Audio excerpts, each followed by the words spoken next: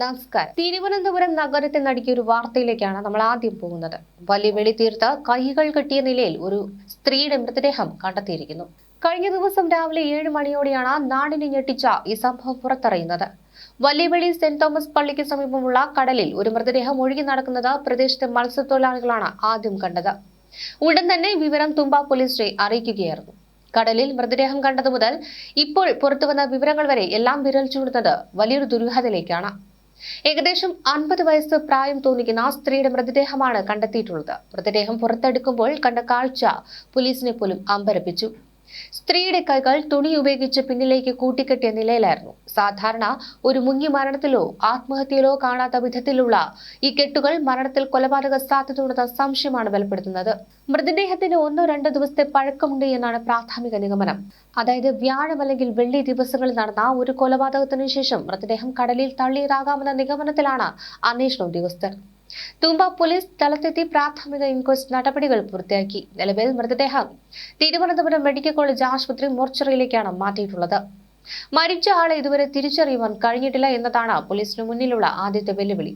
ഇത് തിരിച്ചറിയുന്നതിനായി തിരുവനന്തപുരം നഗര പരിധിയിലെയും സമീപ ഗ്രാമപ്രദേശങ്ങളെയും പോലീസ് സ്റ്റേഷനുകളിൽ കഴിഞ്ഞ ദിവസങ്ങളിൽ റിപ്പോർട്ട് ചെയ്യപ്പെട്ട മിസ്സിംഗ് കേസുകൾ പോലീസ് പരിശോധിച്ചു വരികയാണ്.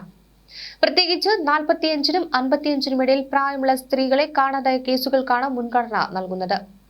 ശാസ്ത്രീയമായി തെളിവുകൾ ശേഖരിക്കുവാനുള്ള ശ്രമത്തിലാണ് പോലീസ്. ഇതിന്റെ ഭാഗമായി വലിയ വെളി തീരത്തെയും പരിസരത്തെയും CCTV ദൃശ്യങ്ങൾ പോലീസ് ശേഖരിച്ചു വരുന്നു. ആരെങ്കിലും വാഹനം കൊണ്ടുവന്ന് മൃതദേഹം ഇവിടെ ഉപേക്ഷിച്ചതാണോ അതോ മറ്റെവിടെയെങ്കിലും വെച്ച് കടലിൽ തള്ളിയ മൃതദേഹം തിരമാലകൾ വഴി ഇവിടെ എത്തിപ്പെട്ടതാണോ എന്നും കണ്ടെത്തേണ്ടതുണ്ട്.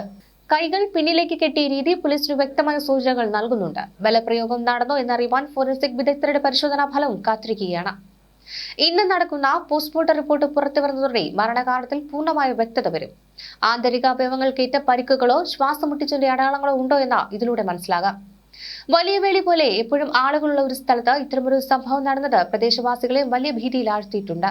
ഈ ഒരു സംഭവത്തിന് പിന്നിലെ പ്രതികളെ ഉടൻ കണ്ടെത്തുമെന്ന പ്രതീക്ഷയിലാണ് തുമ്പ പോലീസ്. മുൻപ് പലപ്പോഴായി ആളൊഴിഞ്ഞ ഈ തീരപ്രദേശങ്ങളിൽ സാമൂഹിക വിരുദ്ധരുടെ ശല്യം രൂക്ഷമാണെന്ന് നാട്ടുകാർ പരാതിപ്പെട്ടിരുന്നു. രാത്രികാലങ്ങളിൽ ആവശ്യത്തിന് വെളിച്ചമില്ലാത്തതും പോലീസിന്റെ പട്രോളിംഗ് കുറവായതും ഇത്തരം കുറ്റകൃത്യങ്ങൾ ചെയ്യുവാൻ പ്രതികൾക്ക് സഹായകമാകുന്നുണ്ടോ എന്നാണ് ചോദ്യം. പ്രതികൾ ഈ പ്രദേശം കൃത്യമായി അറിയാവുന്നവരാകുവാൻ സാധ്യതയുണ്ടെന്നും പ്രാദേശിക നിഗമനമുണ്ട്. കൈകൾ കെട്ടിയ നിലയിൽ മൃതദേഹം കടലിൽ തള്ളണമെങ്കിൽ ഒന്നിലധികം പേരുടെ സഹായവും ഇതിനു പിന്നിൽ ഉണ്ടായിട്ടുണ്ടാകാം. മൃതദേഹം തിരിച്ചറിയാതിരിക്കാൻ ബോധപൂർവമായ ശ്രമങ്ങൾ നടന്നിട്ടുണ്ടോ എന്നും പോലീസ് സംശയിക്കുന്നുണ്ട്. തീരദേശ ഹൈവേയിലൂടെ കടന്നു പോകുന്ന വാഹനങ്ങളെ കേന്ദ്രീകരിച്ച് പോലീസ് നടത്തുന്ന പരിശോധനയിൽ എന്തെങ്കിലും തുമ്പ് ലഭിക്കുമെന്നാണ് പ്രതീക്ഷ. പോലീസിന് മുന്നിലുള്ള പ്രധാന വെല്ലുവിളി മൃതദേഹത്തിന്റെ പഴക്കമാണ്. ഉപ്പുവെള്ളത്തിൽ 1-2 ദിവസം കിടന്നതിനാൽ മൃതദേഹത്തിൽ നിന്ന് വിരലടയാളങ്ങളോ മറ്റ് ജൈവിക തെളിവുകളോ ശേഖരിക്കുക എന്നത് പ്രയാസകരമായ ദൗത്യമാണ്.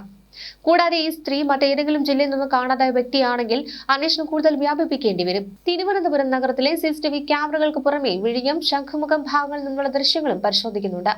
കടലിലെ ഒഴുക്ക് പരിശോധിച്ചാൽ മൃതദേഹം എവിടെ നിന്നാണ് ഒഴുകി വന്നതെന്ന് ഏകദേശ ധാരണ ലഭിക്കുമെന്നാണ് വിദഗ്ധർ ചൂണ്ടിക്കാട്ടുന്നത്. ഏതെങ്കിലും റിസോർട്ടുകളിലോ ഹോം സ്റ്റേകളിലോ താമസിച്ചിരുന്നവരാണോ ഇവർ എന്ന കാര്യവും പോലീസ് രഹസ്യമായി അന്വേഷിക്കുന്നുണ്ട്. എന്തായാലും തുമ്പ പോലീസിന്റെ നേതൃത്വത്തിൽ 5 പ്രത്യേക സംഘങ്ങളായി തിരിഞ്ഞാണ് ഇപ്പോൾ അന്വേഷണം പുരോഗമിക്കുന്നത്. പോസ്റ്റ്മോർട്ടം നടപടികൾ ഇന്ന് പൂർത്തിയാകും. ബന്ധുക്കൾ ആരെങ്കിലും എത്തുന്നുണ്ടോ എന്നും പോലീസ് നിരീക്ഷിച്ചു വരികയാണ്.